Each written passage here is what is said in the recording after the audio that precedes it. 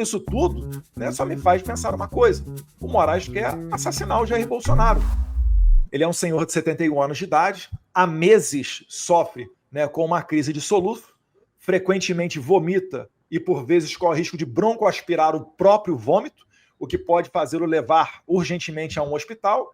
E isso tudo, né, só me faz pensar uma coisa: o Moraes quer assassinar o Jair Bolsonaro.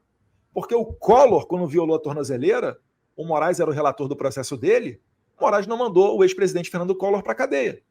O Lula, por exemplo, era porta aberta, várias visitas, tanto é que ele até chegou a conhecer a Janja lá durante o seu período na carceragem.